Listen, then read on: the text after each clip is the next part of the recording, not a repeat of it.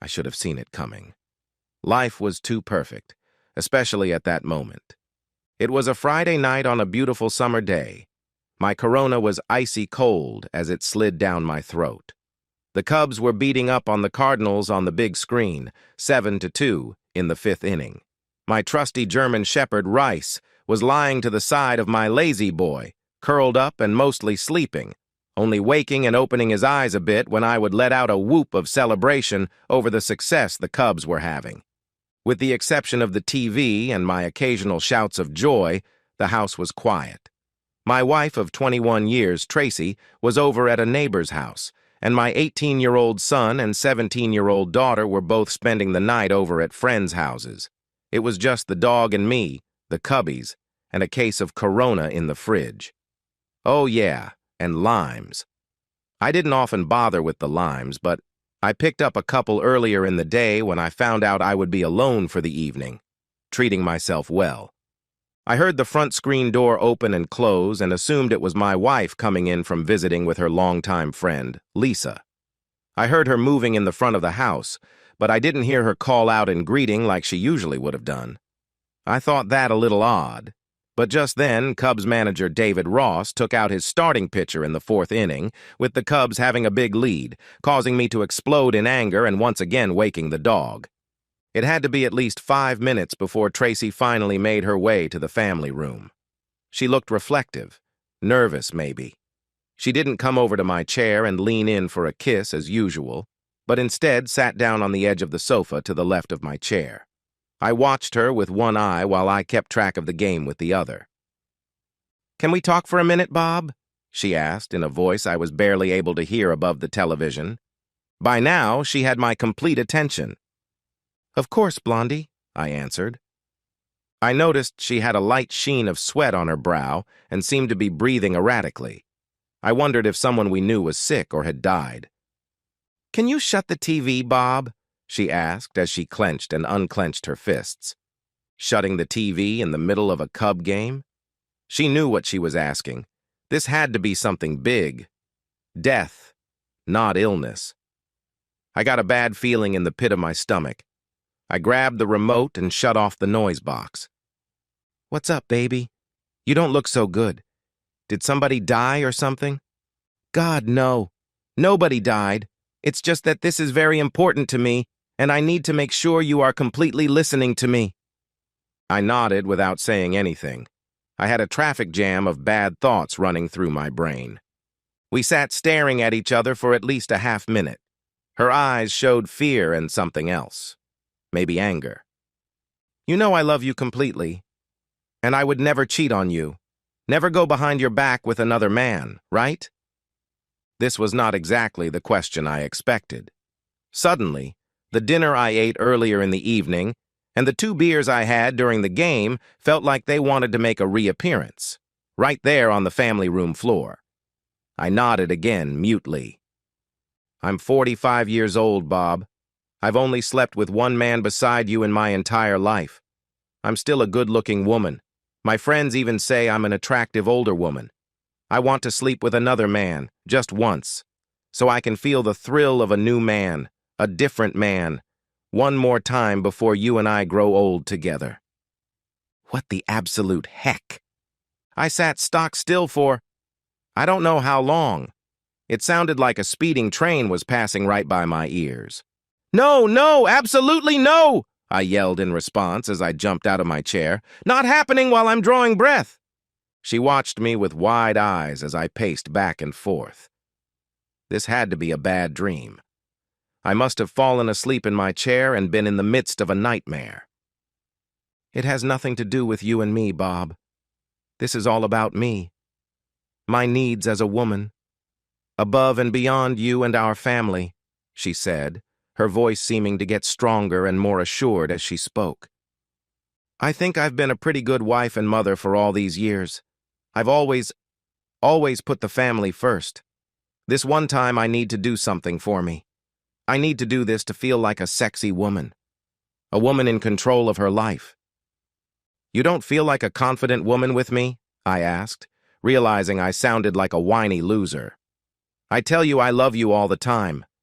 I think I show you that you are a sexy woman all the time. I still lust after you, and I'm pretty sure I'm not too subtle about that. You do, and I love that. But this is about something different. My ego still needs to be validated by men other than you, Bob. It's nice to be noticed by other men. It's wonderful to think that another man would want me in that way. Doesn't it make you feel good when you see a woman looking at you or flirting with you? I'm no different than anybody else. I like to be looked at, lusted after. And after all this time, I want no more than that.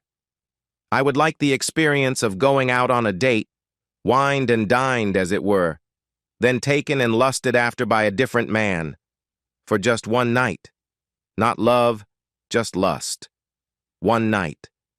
Then I would come home to you and be yours. Be a plain wife and mother for the rest of my life.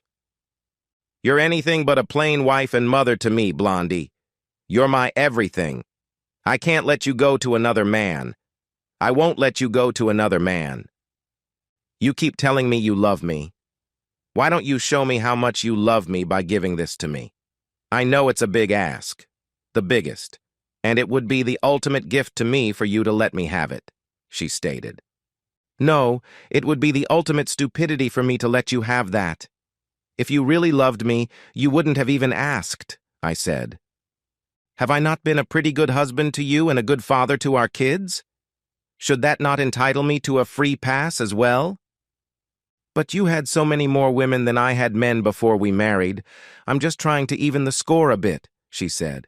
Actually, we never discussed numbers before we were married. All we really discussed was how we both believed in fidelity after marriage. And for your information, I've only slept with 4 women in my life, including you. Not exactly a big list, I said. Oh, I always thought you had so much more experience than me. You know so much more than me. I read a lot on the subject. I want to please you as much as possible. So it's still a hard no for you then? She asked. Not only a hard no, but I'll be seeing an attorney first thing Monday morning to start on a divorce, I said as shock registered on her face. But, she stammered, I realize how hard this must have been for you to ask for the pass, so that tells me that you're really serious about this, which tells me that you're not going to let this go easily. That means that you will eventually go behind my back to get it done. I don't trust you not to anymore. Unless you've already done it, and this was just a smokescreen to get permission after the fact. No, I swear to you that I haven't been with anybody so far. I said I wouldn't cheat on you, and I meant that, she whined. But you would figure that now that I know you want to, that doing it now wouldn't be cheating, I said, looking directly at her. Her inability to hold my gaze told me everything I needed to know. You would break up our family even though I haven't done anything yet? She asked in a rasp. If you finally got up the nerve to ask, you've been planning this for a long time. And that tells me you've already got a target picked out. He's probably been in on the planning of this as well. Lunches, dinners, you've already cheated on me, at least emotionally. By the way, who is he? I asked. I didn't have anyone in particular picked out, she said, staring at a spot on the wall over my shoulder. The silence lasted for about 15 seconds as I drilled a hole in her with my eyes. She turned bright red when she looked at me and realized I was staring at her, disbelief all over my face. You don't need to know, Bob, she said quietly. You're right. I don't need to know. But I want to know the name of the man who is breaking up what I thought was a great marriage. You can tell me, or I can call every one of your close friends, as well as your boss and all of your co-workers, and ask them, I said. Her mouth dropped open in shock. You wouldn't, she started to say. Wouldn't I? What have I got to lose? My life is in the gutter. My marriage is gone. What's a little embarrassment to me? What about my embarrassment? She shrilled. I shrugged and did my best to hide my smile. Name? I asked harshly. Dan Wilson, she said quietly. Please, Bob, don't hurt him. I guarantee nothing. I grabbed the remote and turned the game back on. She harumphed, sniffled back some tears, got off the sofa, and went upstairs to our bedroom. My eyes watched the rest of the Cubs game, but nothing registered in my brain. I couldn't even tell you what came on the screen after the game, but I know I sat in front of the TV for at least 2 more hours. While I think I did a pretty good job of hiding most of my feelings from my wife, in reality, I was devastated. I had absolutely no clue my wife was planning on sleeping with another man. In retrospect, I suppose I should have seen signs of her dissatisfaction with me, or her life or whatever. In the last 3 months, Tracy had become somewhat distant, with not only me but also our children. In fact, my daughter, Sherry, was the first to notice, asking me if Tracy and I had had an argument of some sort. Intimacy between us had also fallen off, I had noticed. Intimacy 2 or 3 times a week had fallen off to once every other week, and not because I wasn't trying. I wondered if she wasn't going through some early changes. Then there were the phone calls being taken out of the room, something that had almost never happened until recently, in addition to the almost constant late-evening texting. When I inquired about that, she claimed it was Lisa, who was having problems with her husband, Jerry. That was more than interesting, because Jerry and Lisa lived just 3 doors down from us, and I had no clue they were having any problems. I spent the remainder of the weekend thinking hard about my options. I told Tracy that I was going to file for divorce as quickly as possible, but first I had to examine every aspect of my marriage and my family. I certainly could understand how another man could lust after my Tracy. She was beautiful when I met her when we were both 21, and at 45 she was only 10 pounds heavier, despite having 2 children. Her nice-sized body was matched, and her face made her look more like 35. I always wondered how I wound up with Tracy. She was clearly above my pay grade. It's not like I'm a troll or anything, being decent-looking, 5 foot 11 inches, 175 pounds, but guys who look like me don't often wind up with the prom queen, which she was just 3 years before as a high school senior. We were both in the same astronomy class at Purdue University in our junior years. I was taking it just for fun, while Tracy needed the course to fulfill her science requirement. I'm kind of a geek that way, and Tracy figured out pretty quickly that I would happily help her pass the class, science not being her forte. It was getting toward the end of the first semester, and we were in my dorm room studying when Tracy leaned into me and kissed me hard on the lips. I kissed her back just as hard. "God damn, for most of the semester I thought you were gay," Tracy said to me when we broke the kiss. "No matter what outfit I wore, you never seemed interested." I was interested, girl, but I wouldn't have guessed it was reciprocal. "I was just trying my hardest not to drool in front of you," I said. We were exclusive right off the bat. I wasn't very experienced sexually, but I guessed she was even less so because she never complained and seemed quite pleased with everything I tried in bed, courtesy of my voracious reading on the subject. While every other guy my age was watching adult videos, I was reading about the acts everyone was watching. It came in handy right from the start with Tracy.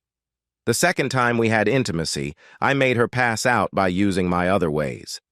At first I was concerned, never having made any of my 3 previous partners lose consciousness, but I figured she was okay since she was still breathing.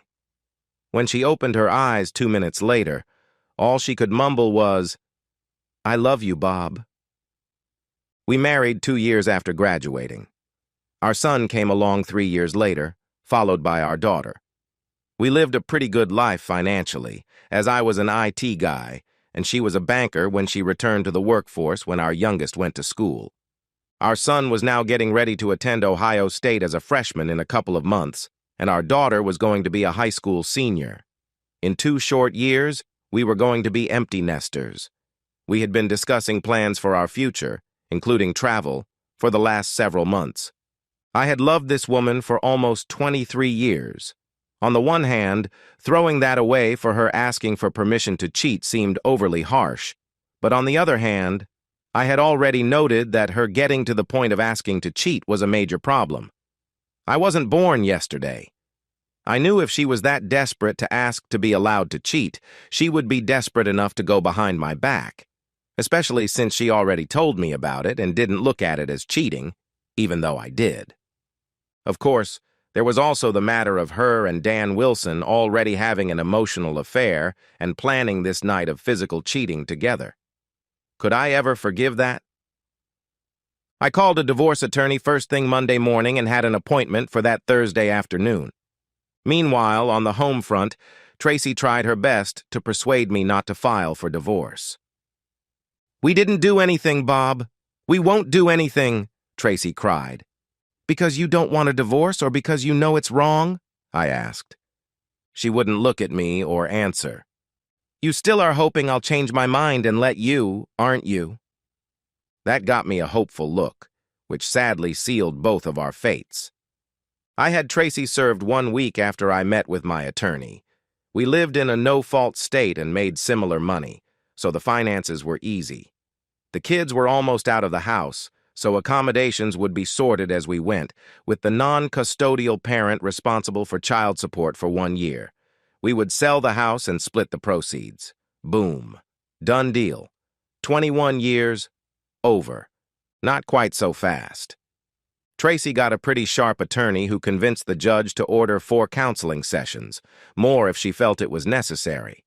The counselor, a mid-30s woman, had the same opinion that my kids and Tracy had. Since my wife didn't actually commit adultery, why did I feel divorce was my only recourse? I told the counselor the same thing I told Tracy and my kids, that I considered her request to have intimacy outside of our marriage to be tantamount to breaking our vows. Because of that, I no longer trusted her as a marriage partner. I might still love her to some extent, but I couldn't stay married to a woman I couldn't trust. "But I will never try something like that again, Bob. I don't need anybody but you. Please," she pleaded over and over again for most of the 2 sessions. "You're never going to change your mind, are you, Mr. Rasmussen? I can see it in your eyes," the counselor said toward the end of the 2nd session. "I'm going to end this farce and tell the judge to let the divorce proceed unhindered. My personal opinion doesn't count, but I'm still going to give it to you. I think you're making a monumental mistake here. Your wife hasn't cheated on you, at least physically. So it seems like you would welcome marriage counseling to keep your long-term marriage. Your wife seems willing to make whatever concessions you want to keep your marriage and your family." I know I grimaced and sighed. I loved Tracy to death. I didn't make this decision by flipping a coin.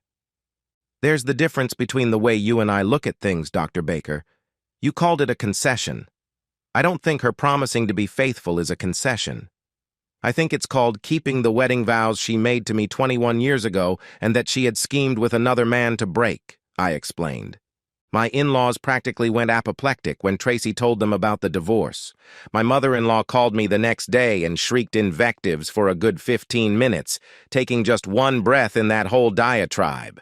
She started to scream right after I said hello.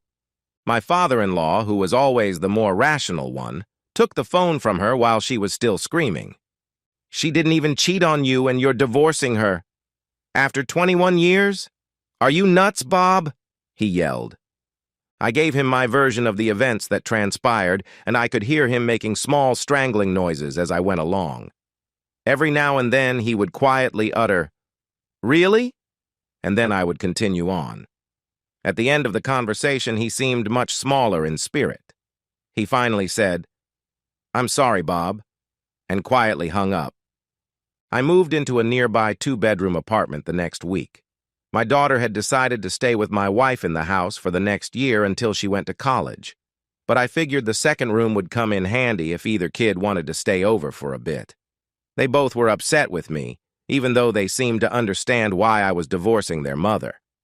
I had a friendly phone conversation with my neighbor, Jerry, a few days after I moved into my own place. I informed him that his wife, Lisa, had a hand in my wife's plans with Dan Wilson, and that Tracy claimed he and Lisa were having marital problems. I told him I didn't think he was involved in the breakup of my marriage, but his wife was somehow involved, and considering how close she and Tracy were, was Lisa also lining up a young guy?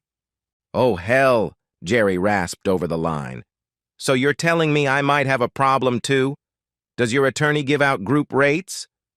The social media phenomenon has both an upside and a downside. For me, an upside was getting all sorts of information about one Dan Wilson without even needing to hire a private investigator. Saved me a boatload of money. Wilson was a co-worker of Lisa's and had transferred to the local office from Cleveland about 6 months before my marriage imploded.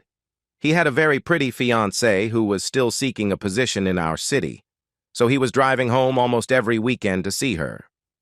Apparently, he was trying to set up something with my wife for when he was in the city, so he would have a warm, welcoming body in both places. I wondered if Tracy even knew about the kid's fiancée. Water under the bridge now, except for the phone call I placed to Wilson's fiancée. I heard soon afterward from some sources that Dan's wedding was called off, and his fiancée said he was welcome to have his old lady full-time. Did I mention that his fiancée was the daughter of a very rich man? 2 weeks before the divorce was final was my 22nd anniversary with Tracy. I had to admit I hurt inside for what I had lost, but the longer I sat in front of my Swanson TV dinner, the more I knew in my head I was doing the right thing for me. I would have spent the rest of my life looking for clues that she was cheating on me if I stayed married. I knew with every fiber of my being that sooner or later she would find a way to cheat on me. She hated to lose at anything and would see not getting her way as a loss that would need to be rectified. I sipped a shot of a single malt and was in bed by 10 p.m. Happy anniversary to me. My phone rang about 1 a.m. and I noticed it was my soon-to-be ex-wife. I thought about letting it go to voicemail, but since I was already awake, I answered the call. She wailed, obviously in the throes of pleasure. I had heard the sounds often enough to know she wasn't acting. There was more unintelligible squealing before Tracy exhorted her partner, presumably Wilson, to be harder. I should have ended the call immediately, but I was frozen in place. I listened in for another 2 minutes, long enough to hear Tracy's paramour growl out his own release. I then hung up before they started cooing to each other, wishing I was on a landline so she could hear me slam the phone down. If I had even the slightest doubt that I was doing the right thing, that sealed our fate. On the advice of my attorney, I had made it a habit to record all conversations with my wife. As I sat there with my blood pressure about to ring the bell, I hit the number for my in-laws, and when my father-in-law acknowledged his presence, I hit playback on my phone recorder app. I let the whole 3 minutes play for him, then ended the call. I was pretty sure there would be no repeats of that little one-act play in the future. Unlike my wife, I didn't avail myself of the charms of others until the divorce became official, and even then, I didn't take a woman to bed for more than a year. I'll admit that I struggled in my social life. It had been 24 years since I last dated, and since I never planned to date again, I hadn't been keeping up on the dating scene. Silly me.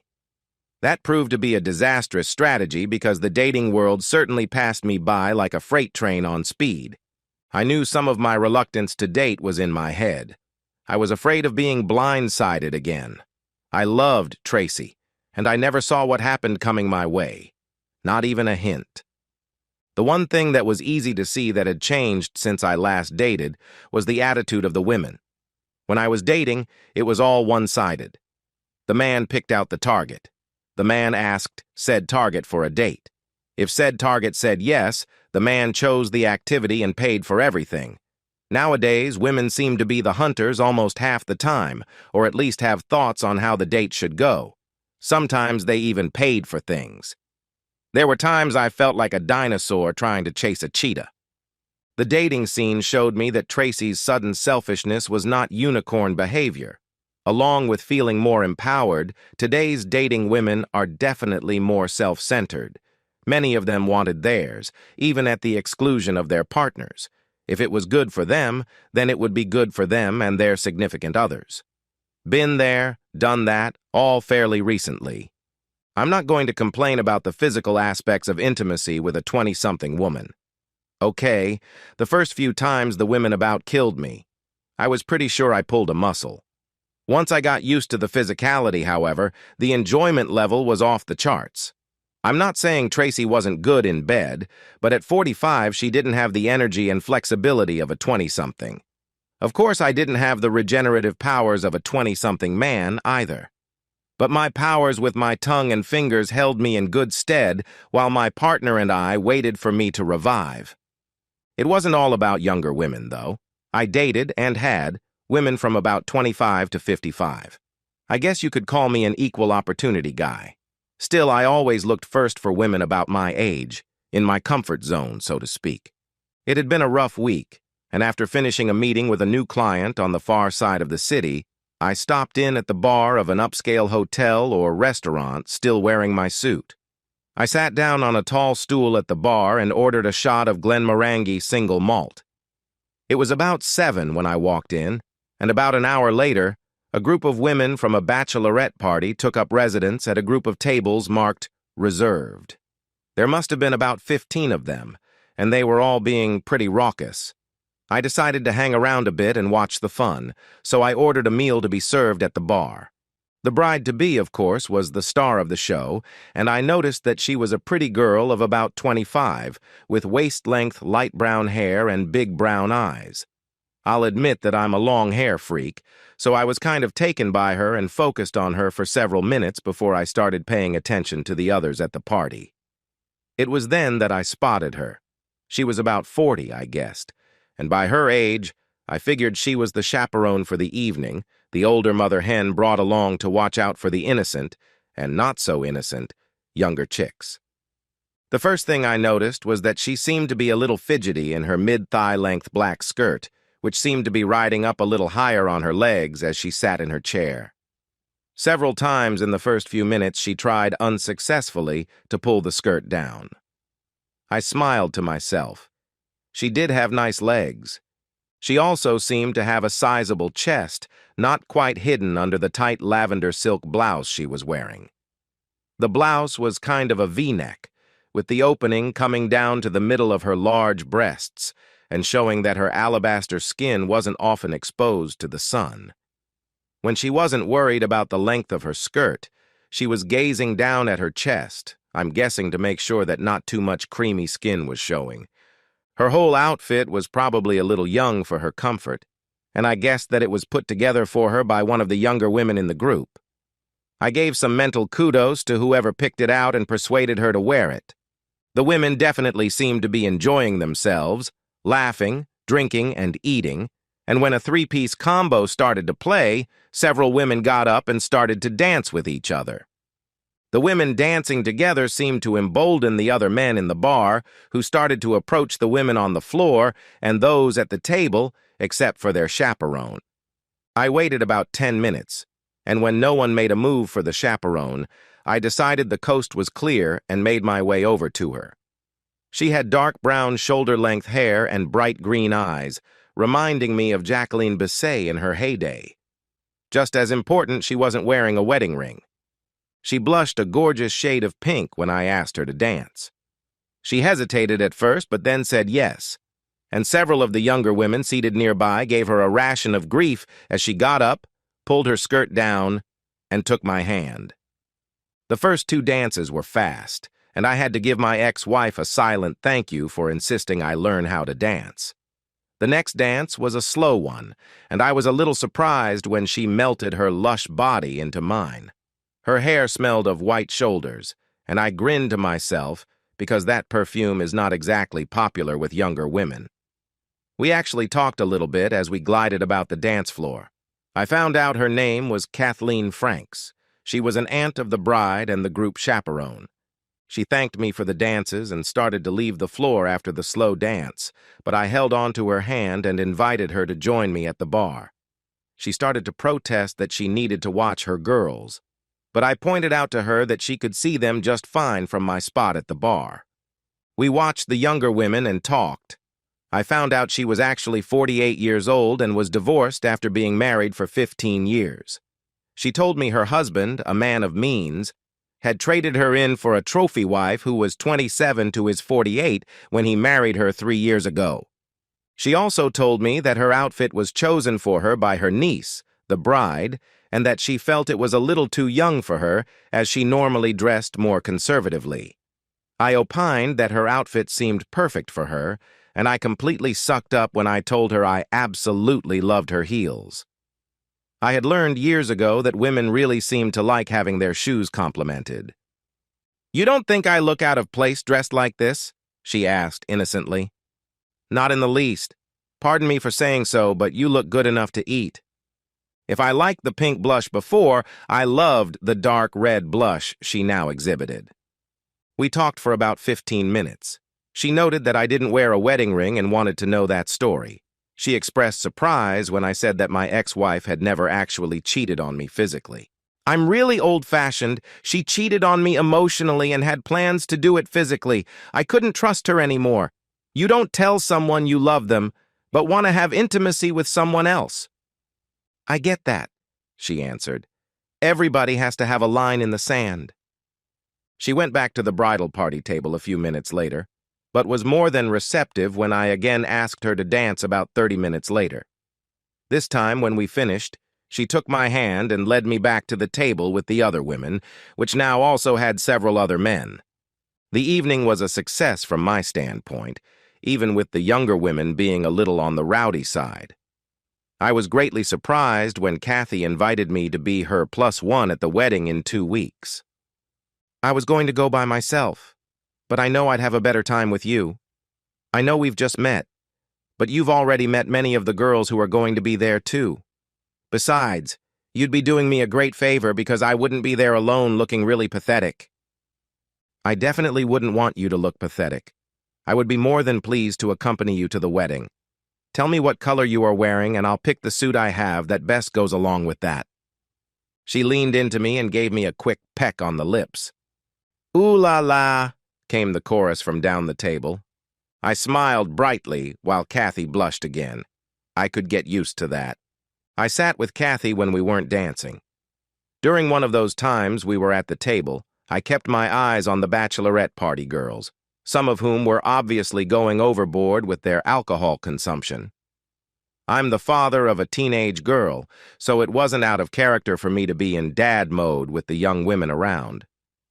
When I saw a young man take one of the girls' hands and start to lead her toward the restrooms, I excused myself from the table and quickly and quietly made my way to them, getting to them just before the guy was about to push the girl inside the men's room. The youngster looked at me with disdain, obviously not being intimidated by an older guy in a shirt and tie. I'll admit, at 5'11", 175 pounds, I'll never scare anybody on sight, but I'd like to think I'm still in good physical condition, and I had been in my fair share of scrapes as a kid. Sometimes you have to be willing to take some abuse to do the right thing, which in this case meant protecting some young girl from being this kid's toy. I would hope somebody would step in and protect my little girl if the situation called for it. "Let go of my arm and get away from me, old man," he growled at me. "She's old enough to play if she wants." I let go of his arm, but used my other hand to palm his head and slam it hard into the wall to the side of the door. I shoved him hard enough to break the drywall, bloody his face, and stun him. He suddenly didn't seem quite so cocky anymore and let go of the girl. He also didn't seem to want any more of this disagreement. The club had gotten quiet as people picked up on what had just gone down. Just as I started to guide Alicia back to the bachelorette party, Kathy and the rest of the group came up to us, grabbed the woman, and led her back to the table. I was left standing face to face with the restaurant manager and another employee. I thought I was in trouble until the manager stuck out his hand and thanked me for helping the young woman. "The police have been called. This Utes is going to jail. They'll probably want your information and your side of the story, but I don't think you have anything to worry about. By the way, your drinks for the rest of the night are on the house. Thank you again," he said. "Wow, that was some crazy stuff," said Wanda, the bride-to-be, when I got back to the table.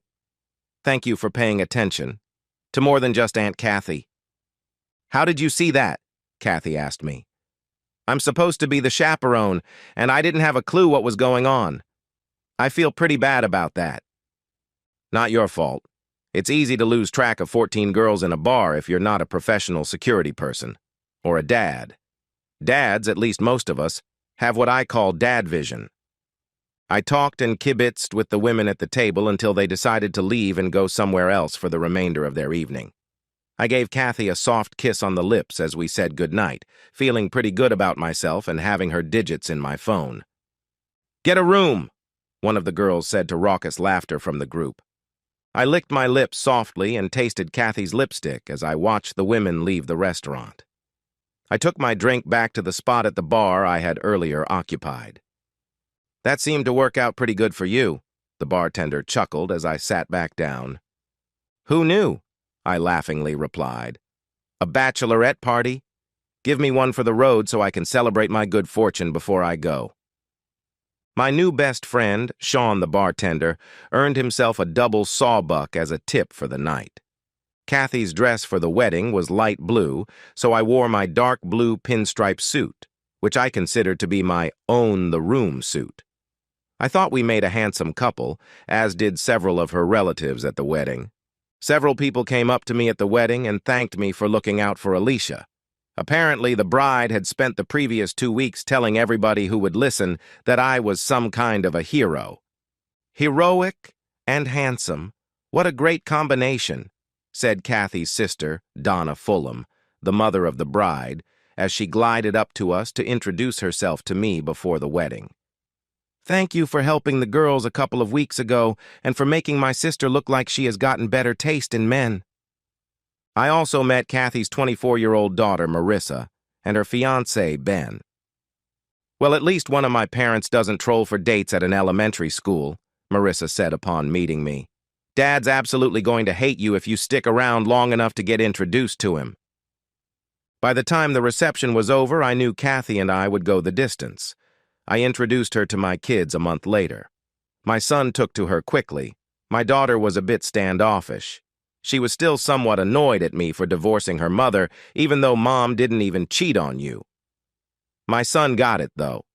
He had a serious girlfriend, and we had a full discussion on fidelity and what it meant to each of us one night. My wife, Kathy, and I retired several years ago. We celebrated our 25th anniversary with an Alaskan cruise. With the help of a daily Cialis and Astroglide, we make love every morning before we shower and get on with our lives. At our age, it's more about connecting than it is about intimacy. All 3 of our children are married and doing well. We have a total of 6 grandchildren. I've only talked to my ex-wife maybe a couple dozen times since our divorce, counting our kids' weddings and Christmas holidays. She's been married and divorced a second time. My kids tell me she blames me for her life being what it is. "I never actually cheated on him," she still tells them. "Some people just don't get it." And so, we've reached the end of today's story. Was it what you expected, or did it take a twist you didn't see coming? I'm curious to hear your thoughts. Share them in the comments below, and let's get a conversation going. If this story kept you hooked, make sure to hit that like button. And if you're new here or just haven't subscribed yet, now's the perfect time to join our community. I bring you fresh, captivating stories every day, so click that subscribe button and turn on notifications so you never miss out. Thanks for watching, and I'll see you in the next one.